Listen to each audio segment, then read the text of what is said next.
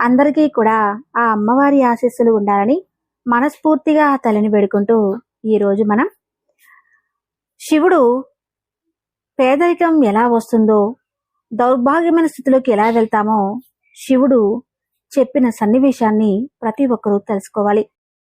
ఒకానొకసారి మహాశివుడు కైలాసంలో కూర్చుని ధ్యానం చేసుకుంటున్నారు. అదే సమయంలో నారద మహాముని అక్కడికి చేరుకుని మహాశివునితో ఇలా అంటున్నారు, మహాదేవా, నేను ఇప్పుడే భూలోక సంచారం చేసి వస్తున్నాను. భూలోకంలో చాలా మంది పేదరికంతో బాధపడుతున్నారు. నాకు వారిని చూస్తే చాలా బాధ కలిగింది. దేవా, కొంతమంది తమ పిల్లలకు సరిగ్గా భోజనం కూడా పెట్టలేకపోతున్నారు. మహాదేవా, దీనికి కారణం ఏమిటి? మానవునికి పేదరికం రాకుండా ఉండాలంటే ఏం చేయాలి? అలాగే భూలోకంలో ధనం వల్ల మానవ సంబంధాలకు విలువనివ్వడం లేదు. ధనం లేకపోతే మానవునికి గౌరవమే లభించడం లేదు. పేదరికం రాకుండా ఉండి మానవ సంబంధాలు ధనంతో ముడిపడకుండా ఒకరితో ఒకరు ప్రేమగా ఉండాలంటే మానవులు ఏం చేయాలి అంటూ అడుగుతాడు. అప్పుడు మహాశివుడు, నారదా, మహాముని, 2 ప్రశ్నలకు సమాధానం నేను నీకు ఒకే కథలో అర్థమయ్యేలా వివరిస్తాను. దయచేసి కథను జాగ్రత్తగా విను అంటూ ఆ కథను చెప్పడం ప్రారంభించాడు మహాశివుడు. ఈ కథ వినే ముందు మన వీడియోని తప్పకుండా లైక్ చేయండి. మరిన్ని వీడియోలు చేయడానికి సహకరించండి. పూర్వం ఒక ఊరిలో గోవిందు అనే ఒక రైతు ఉండేవాడు. మంచి పంటలు పండిస్తూ బాగానే ధనం సంపాదించాడు. చాలా రోజుల తర్వాత అతనికి సంతానం కలిగింది. 2 కవల పిల్లలు జన్మించారు. అందులో ఒక అబ్బాయి, ఒకరు అమ్మాయి. అబ్బాయి పేరు సూరి, అమ్మాయి పేరు సుమతి అని పెట్టుకున్నాడు. పిల్లలిద్దరిని అల్లారు ముద్దుగా పెంచుకుంటున్నాడు. ఇలా కాలం గడుస్తూ ఉంది. 2 పిల్లలు పెద్దవాళ్ళయ్యారు. 2 వివాహ వయసుకు వచ్చారు. ఆ తండ్రి తన కూతురుని ధనవంతుల ఇంట్లోకి కోడలుగా పంపాలనుకున్నాడు. దాని ప్రకారమే అందరికీ చెబుతూ ఉండేవాడు. పక్క ఊరిలో ఒక పెద్ద ధనవంతుడైన వ్యాపారి ఉన్నాడని తెలుసుకుని ఆ ధనవంతుడి కుమారునితో తన కూతురు వివాహం తన స్తోమతకు మించి చేస్తాడు. ఆ వివాహం చేసిన తర్వాత అన్ని కానుకలను ఇచ్చి తన కూతురును అత్తారింటికి పంపుతాడు. ఇక ఆ తర్వాత కొన్ని రోజులకే ఆ రైతు అనారోగ్యానికి గురవుతాడు. కొడుకు వెంటనే వైద్యుడిని పిలిపించి వైద్య పరీక్షలు చేయిస్తాడు. రైతుని పరీక్షించిన వైద్యుడు ఒక పెద్ద జబ్బు వచ్చిందని, దానికి చాలా ఖర్చు చేయాల్సి వస్తుందని చెప్పాడు. అది విన్న కొడుకు చాలా బాధపడతాడు. ఇంట్లో ఉన్న ధనం మొత్తం వైద్యం కోసం ఖర్చు చేసేశాడు. అయినా కూడా తండ్రి ఆరోగ్యం మెరుగుపడలేదు. తన తండ్రిని ఎలాగైనా కాపాడుకోవాలని ఉన్న భూమిని కూడా అమ్మేస్తాడు. అయినా కూడా ఏం లాభం లేకపోయింది. ఇక అతని వద్ద ధనం కూడా లేదు. పేదవానిగా మారిపోయాడు. వేరే వారి వద్ద కూలి పనికి వెళుతూ కుటుంబాన్ని పోషిస్తున్నాడు. ఒకరోజు తన తండ్రి అతడిని దగ్గరకు పిలుచుకొని ఇలా అంటున్నాడు, నాయనా, నువ్వు నా కోసం ఎన్నో ప్రయత్నాలు చేశావు. అయినా కూడా ఏం మార్పు రాలేదు. ఇక నువ్వు నా గురించి ఏమీ ఆలోచించకుండా నీ భవిష్యత్తు గురించి ఆలోచించుకో. నేను ఈ రోజు కాకపోతే ఏదో ఒక రోజు మరణించవలసిందే కదా.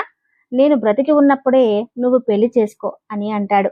ఇక సూరి బాగా ఆలోచించి తండ్రి చెప్పినట్టుగా వివాహం చేసుకోవాలనుకున్నాడు. కానీ ఇప్పుడు అతను పేదవాడు. అతనికి పిల్లను ఇవ్వడానికి ఎవరూ ముందుకు రావటం లేదు. ఆ భగవంతుడి దయ వలన చివరికి ఒక నిరుపేద అమ్మాయిని వివాహం చేసుకున్నాడు. ఇక వివాహం జరిగిన కొన్ని రోజులకే తండ్రి మరణిస్తాడు. ఇప్పుడు అతనికి తండ్రి లేడు, ఆస్తులు కూడా లేవు. కటిక పేదరికంలోకి వెళ్ళిపోయాడు. ఎలాగో తన తండ్రి అంత్యక్రియలను పూర్తి చేస్తాడు. అందరికీ భోజనాలు ఏర్పాటు చేశాడు. తన తండ్రి అంత్యక్రియలను వచ్చిన చెల్లెలు సుమతి తన అన్న పేదరికాన్ని చూసి అతనితో సరిగ్గా మాట్లాడడం లేదు. ఏమీ మాట్లాడకుండానే తన అత్తగారింటికి వెళ్ళిపోయి ఇలా ఆలోచిస్తుంది, మా అన్న చాలా పేదవాడయ్యాడు. అతనికి తినడానికి సరిగ్గా తిండి కూడా లేదు. సరైన బట్టలు కూడా లేవు. ఈ సమయంలో మా అన్నను అస్సలు మా ఇంటికి పిలవకూడదు. ఒకవేళ అతను ఇక్కడికి వస్తే అందరి ముందు నా పరువు పోతుంది అంటూ తన అన్నతో మాట్లాడటమే మానేసింది. ఇలా సంవత్సరాలు గడిచిపోయాయి. ఇటు చెల్లెలి కుమారుడు పుట్టి అతనికి వివాహ వయసు కూడా వచ్చేసింది. అతని వివాహం ఒక ధనవంతుడి కూతురితో జరగబోతుంది. అప్పుడు వాళ్ళ అత్తమామలు ఆమెను పిలిచి, చూడు, వివాహానికి మన బంధువులందరూ వస్తున్నారు. నీ అన్నను కూడా వివాహానికి ఆహ్వానించు, మర్చిపోవద్దు అని అంటారు. దానికి ఆమె కూడా సరే పిలుస్తాను అని అంటుంది. అత్తమామలు తనను పిలవమని చెప్పినా చెల్లెలికి మాత్రం పిలవటం అస్సలు ఇష్టం లేదు వాళ్ళ అన్నయ్యని. అతను ఇక్కడికి వస్తే ఇంత పేదరికం నుండి నువ్వు వచ్చావా అంటూ హేళన చేస్తారు. అందుకే నేను మా అన్నను పిలవను అని అనుకుంటుంది. అటు సూరికి తన మేనల్లుడి వివాహం గురించి వేరే వారి ద్వారా తెలిసింది. అతనికి చాలా సంతోషం కలిగింది. వెంటనే ఆ విషయాన్ని తన భార్యకు చెప్పి వివాహానికి ముందే వెళ్దాం అని అనుకుంటారు. అప్పుడు అతని భార్య, నీకు ఆహ్వానం వచ్చిందా లేదా అని, చెల్లెలు వచ్చి నీకు చెప్పిందా అంటూ అడుగుతుంది. అప్పుడు సూరి, నాకు ఆహ్వానం రాలేదు, కానీ వేరే వారి ద్వారా ఈ విషయం తెలిసింది. అయినా ఆహ్వానం లేకపోతే ఏమైంది? ఆమె నా చెల్లెలు, అతను నా మేనలుడు, మనమిద్దరం వెళ్దాం అని అంటాడు.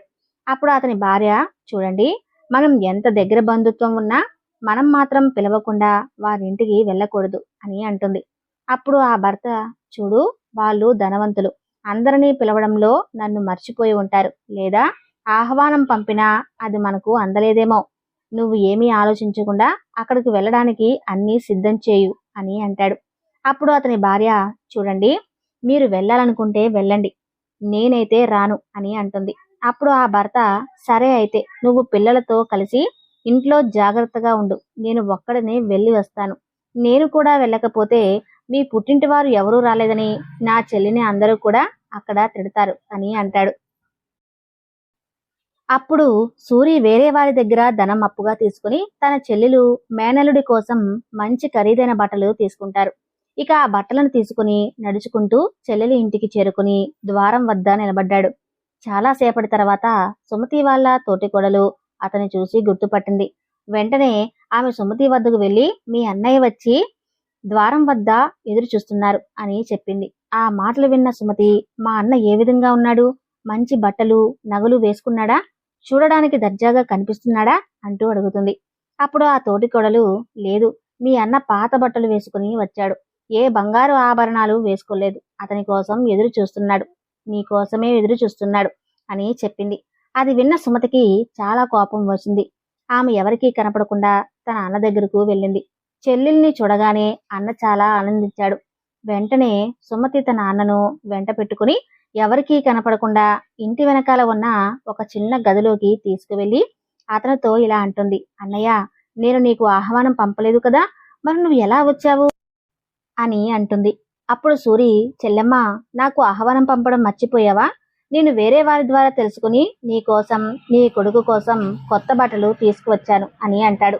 అప్పుడు సుమతి, నువ్వు ఇలా చిరిగిపోయిన పాత బట్టలు వేసుకుని ఇక్కడికి వస్తే చూసిన వారందరూ నిన్ను చూసి ఇతను మీ అన్నయ్యనా అని అడిగితే నా పరువు పోతుంది, నాకు ఇక్కడ విలువ ఉండదు, అందుకే నేను నీ ఆహ్వానమే పంపలేదు, అయినా కూడా నువ్వు వచ్చేశావు అని అంటుంది. తన చెల్లెలి నోటి వెంట ఇలాంటి మాటలు విని అతని గుండె బరువెక్కిపోయింది. చెప్పలేని బాధ కలుగుతుంది.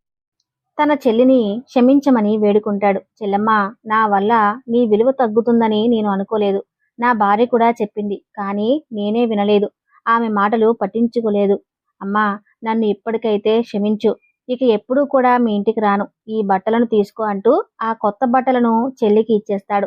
అప్పుడు సుమతి, ఇలా వచ్చేశావు కదా, ఎలాగో నా కొడుకు వివాహం జరిగే వరకు నువ్వు ఇక్కడే ఈ గదిలోనే ఉండు, బయటకు రావద్దు, నిన్ను ఎవరైనా చూస్తే నా పరువు పోతుంది, నేను భోజనాన్ని ఈ గదిలోకి పంపిస్తాను, భోజనం చేసి మెల్లగా వెనక ద్వారం నుండి ఎవరికీ కనపడకుండా వెళ్ళిపో అని అంటుంది. దానికి అన్న సరే అని చెప్తాడు. ఇక సుమతి ఆ గదికి బయట నుంచి తాళం వేసి వెళ్ళిపోయింది. ఇక సూరి ఆ చీకటి గదిలో ఒంటరిగా కూర్చుని బాధపడుతున్నాడు. ఇక తన చెల్లెలు పెళ్లి పనుల్లో పడి అన్నను మర్చిపోయింది. అతనికి బాగా ఆకలి వేస్తుంది. కనీసం అక్కడ తాగడానికి మంచినీళ్లు కూడా లేవు. తన చెల్లిని పిలుస్తాడు, కానీ అతని మాటలు ఎవరికీ వినబడడం లేదు. ఇలా 2 రోజులు గడిచిపోయాయి. పెళ్లి సంబరంలో ఉన్న చెల్లికి అన్న గుర్తుకు రావటం లేదు. ఇక అన్న, నేను ఇక్కడే ఆకలితో మరణించేలా ఉన్నాను, నా భార్య పిల్లలు అనాథలైపోతారు అంటూ ఏడుస్తున్నాడు. అదే సమయంలో అటుగా ఎవరో వస్తున్న శబ్దం వినిపించింది. అది విని గట్టిగా అరుస్తాడు. ఏదో పని మీద సుమతి తోటికోడలు అక్కడికి వెళ్ళింది. ఆ అరుపులు విని తలుపులు తెరిచింది. అందులో నుంచి సూరి బయటకు వచ్చాడు. అతన్ని చూసి ఆమె ఆశ్చర్యపోయింది. అన్నయ్య, నువ్వు ఈ గదిలోకి ఎలా వచ్చావు? ఎవరు బయట నుంచి తాళం వేశారు అని అడుగుతుంది. జరిగినది చెబితే తన చెల్లెలి పరువు పోతుందని భావించి, అమ్మా, నేను ఈ గదిలో ఏం ఉన్నాయో చూద్దామని వచ్చాను, చల్లగా ఉందని కొద్దిసేపు విశ్రాంతి తీసుకుందామనుకున్నాను, నేను గదిలో ఉన్నది గమనించకుండా ఎవరో బయట నుంచి తాళం వేశారు, నువ్వు గనక ఇప్పుడు వచ్చి తలుపులు తీయకపోతే నేను అందులోనే మరణించేవారిని. నీకు చాలా ధన్యవాదాలు అంటూ వెనక ద్వారం నుంచి బయటకు వెళ్ళిపోయాడు. ఇక ఆకలితో అడుగులు తడబడుతుండగా తన ఇంటి వైపు వెళ్తున్నాడు. ఇక నీరసంతో కళ్ళు తిరిగి కింద పడిపోతుండగా అప్పుడే ఒక వృద్ధ మహిళ అక్కడికి వచ్చి అతడిని కింద పడకుండా పట్టుకుంది. చాలా సేపటి తర్వాత అతను కళ్ళు తెరిచి చూడగా కళ్ళ ముందు వృద్ధురాలు కనిపించింది. ఆమె అతనికి సేవలు చేస్తుంది. ఇక అతను పైకి లేచి ఆమెకు ధన్యవాదాలు చెప్పాడు. అతడిని కాపాడిన ఆ వృద్ధురాలు మరెవరో కాదు, సాక్షాత్తు లక్ష్మీదేవి. సూరి భార్య ప్రతిరోజు లక్ష్మీదేవిని పూజిస్తూ ఉండేది. సూర్యుణ్ణి కాపాడడానికి ఆమె అక్కడకు వచ్చింది. అప్పుడు లక్ష్మీదేవి అతనితో ఇలా అంటుంది, నాయనా, ఎవరు నీవు? ఎక్కడి నుండి వస్తున్నావు? ఏం జరిగింది అంటూ అడుగుతుంది.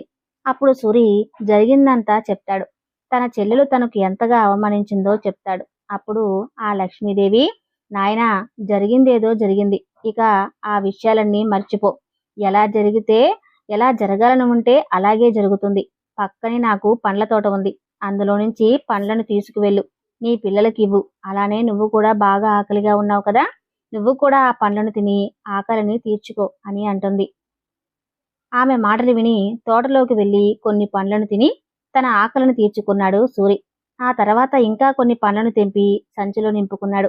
ఇక వెళ్ళడానికి అనుమతి కోరగా ఆ వృద్ధురాలు ఇలా అంటుంది, నాయనా, నేను నీకు 9 విషయాలను చెబుతాను, జాగ్రత్తగా విను, అవి నీ జీవితంలో ఉపయోగపడతాయి అంటూ అద్భుతమైన 9 విషయాలను చెప్పింది. ఆ 9 విషయాలను విని ఆయన ఇంటికి చేరుకున్నాడు. తన పిల్లలు తన దగ్గరకు వచ్చి, నాన్న, అత్త మా కోసం ఏం పంపింది అంటూ అడుగుతాడు.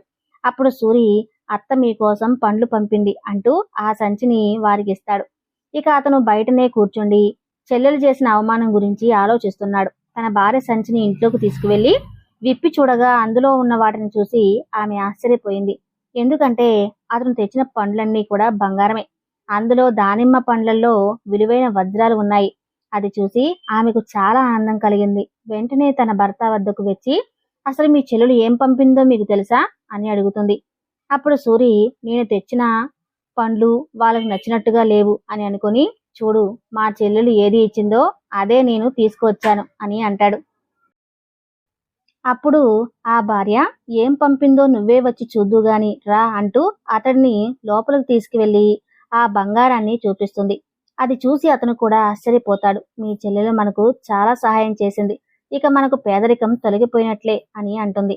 అది చూసిన సూరికి పూర్తిగా అర్థమైంది. తనకు దారిలో కలిసిన ఆ వృద్ధురాలు సాధారణమైన వ్యక్తి కాదు, ఆమె సాక్షాత్తు దేవతే. ఆమెని నాకు ఇదంతా ప్రసాదించింది అని అనుకుంటాడు. కానీ తన భార్యకు మాత్రం ఏమీ చెప్పలేదు. ఇక ఆ ధనంతో అతను ధనవంతుడిగా మారిపోయాడు. పెద్ద పెద్ద వ్యాపారాలు చేస్తున్నాడు. పెద్ద ఇంటిని నిర్మించుకున్నాడు. చాలా సులభంగా జీవిస్తున్నాడు.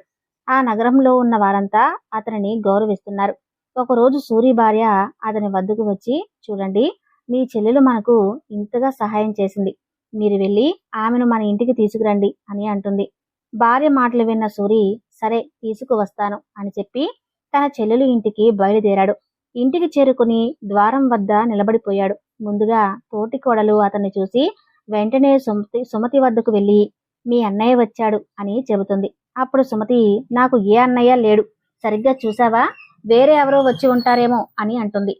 అప్పుడు తోటికోడలు, మీ అన్న ముందు వచ్చినట్లుగా లేడు, ఇప్పుడు రాలేదలాగా, మహారాజులాగా రథంలో వచ్చాడు, అతని వెంట పనివాళ్ళు కూడా ఉన్నారు, నువ్వు ఒక్కసారి వెళ్ళి చూడు అని అంటుంది. తన తోటికోడల మాటలు నమ్మకుండా చాటుగా వెళ్ళి ద్వారం వైపు చూసింది. మహారాజులాగా వచ్చిన తన అన్నను చూసి ఆశ్చర్యపోయింది.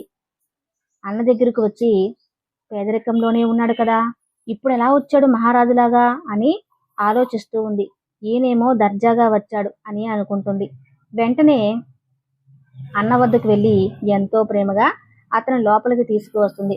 గొప్పగా అందరి ముందు మర్యాదలు చేయటం మొదలుపెట్టింది. అన్నా, నన్ను క్షమించు, నా వల్ల నువ్వు చాలా కష్టాలను అనుభవించావు అని అంటుంది. చెల్లెలు మాటలు విన్న సూరి, చెల్లెమ్మ, నువ్వు ఏం బాధపడకు, జరిగిందంతా మర్చిపో, నేను నిన్ను ఇంటికి తీసుకువెళ్ళడానికి వచ్చాను అని అంటాడు. ఇక చెల్లెలు సంతోషంగా అన్న వెంట పుట్టింటికి బయలుదేరింది. ఇంటికి చేరుకోగానే పెద్ద ఇల్లును చూసి ఆశ్చర్యపోయింది. నాన్న చాలా ధనవంతుడయ్యాడు, అతడి వద్ద చాలా ధనం ఉంది, ఇక నాకు మంచి మంచి కానుకలు ఇస్తారు అని అనుకుంది. ఇక అతని భార్య ఆమెకు ప్రేమగా సేవలు చేస్తుంది. ఈ ధనమంతా ఆ చెల్లెలే ఇచ్చింది అని అనుకుంటుంది అతని భార్య. అందుకే అంత ప్రేమగా సేవలు చేస్తుంది. ఇలా 7 రోజులు గడిచిపోయాయి. సూరి భార్య అతని వద్దకు వచ్చి, చూడండి, రేపు మీ చెల్లెలు అత్తగారింటికి వెళ్ళిపోతుంది. మీరు వెళ్ళి ఏదైనా ఒక మంచి కానుకను తీసుకురండి అని అంటుంది భార్య. ఆ మాటలు విన్న సూరి అక్కడి నుండి ఒక చెప్పులు కుట్టే వ్యక్తి దగ్గరికి వెళ్ళి, నా చెల్లెలి కోసం మాట్లాడే చెప్పులు తయారు చేయాలి. నడుస్తుంటే ఆ చెప్పులు మాట్లాడాలి. నువ్వు అలాంటి చెప్పులు చేయగలవా అంటూ అడుగుతాడు ఆ వ్యక్తి. అలాంటి చెప్పులు చేయగలను, కానీ దానికి చాలా ఖర్చు అవుతుంది అని అన్నాడు ఆ చెప్పులు కుట్టే వ్యక్తి. అప్పుడు సూరి, ధనం ఎంతైనా పర్వాలేదు, కానీ ఆ చెప్పులు వేసుకుని నా చెల్లెలు నడుస్తుంటే ఆ చెప్పులు గట్టిగా ఈ 9 మాటలు అందరికీ వినబడేలా చెప్పాలి అంటూ ఆ రూపంలో ఉన్న లక్ష్మీదేవి చెప్పిన ఆ 9 జ్ఞాన సంబంధమైన మాటలను ఈ చెప్పులు కుట్టే వ్యక్తి ఈ విధంగా చెబుతున్నాడు. అందులో మొదటి మాట, ఎంత ధనమున్నా మానవత్వం లేని అజ్ఞానం, పేదరికం అంచుల్లోకి వెళ్తారు. ఎంత ధనం ఉన్నా దానితో పాటు మానవత్వం కూడా ఉండాలి.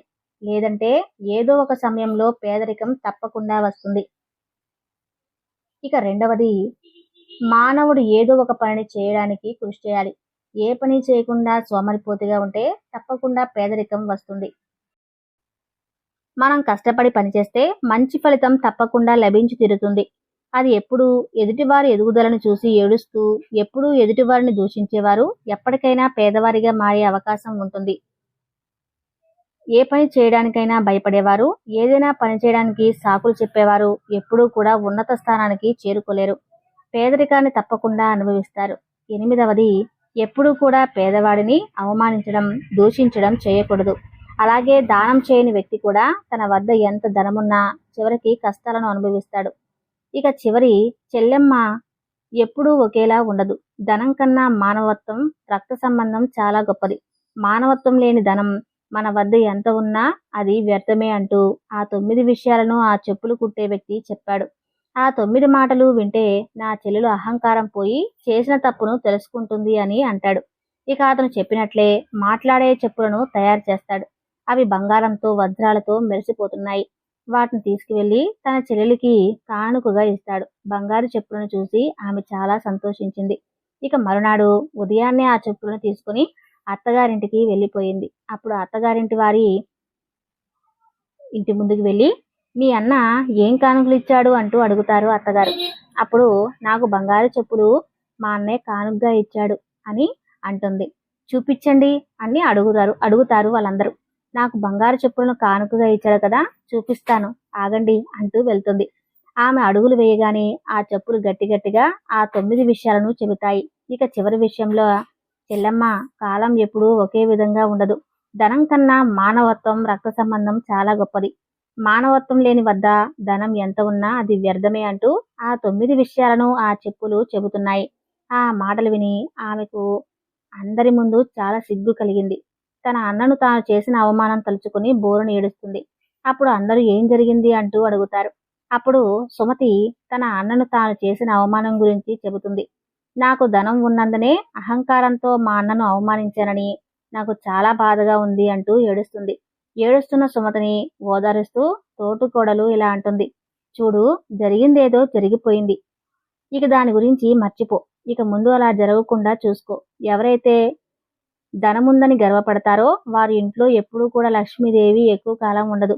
ఏ ఇంట్లో అయితే స్త్రీలను అవమానిస్తారో ఆ ఇంట్లో కూడా లక్ష్మీదేవి ఉండదు. అలాగే ఎప్పుడు గొడవలు పడే ఇంట్లో కూడా లక్ష్మీదేవి ఉండదు. ఎవరైతే ధనానికి విలువ ఇవ్వకుండా అవసరం లేని ఖర్చులు పెడతారో అలాంటి వారింట్లో కూడా లక్ష్మీదేవి ఉండదు. నువ్వు ఏమీ బాధపడకు అంటూ ఓదారుస్తుంది తన తోటికోడలు. ఇక ఈ మాటలు విన్న సుమతికి అహంకారం పూర్తిగా తగ్గిపోయింది. ఇక అప్పటి నుంచి ఎవరిని తక్కువ చేసి చూడటం లేదు. అందరితో కలిసిమెలిసి ఉంటుంది. ఈ కథను ముగించిన మహాశివుడు నారద మహాముని, నేను చెప్పిన ఈ కథలో మంచి మాటలను ఎవరైతే పాటిస్తారో వాళ్ళు ఎప్పుడూ కూడా పేదవారు కాలేరు, అందరూ సుఖంగా జీవించవచ్చు అని అంటాడు. ఇక నారద మహాముని ఆయనకు నమస్కరించి అక్కడ నుండి వెళ్ళిపోయాడు. చూశారు కదా. మీకు గనక ఈ వీడియో నచ్చితే తప్పకుండా ఓం నమః శివాయ అని చిన్న కామెంట్ చేయండి. ఇలాంటి మరిన్ని వీడియోలు చేయడం కోసం మన ఛానల్ను సబ్స్క్రైబ్ చేసుకోండి. సర్వే జన సుఖినో భవంతు.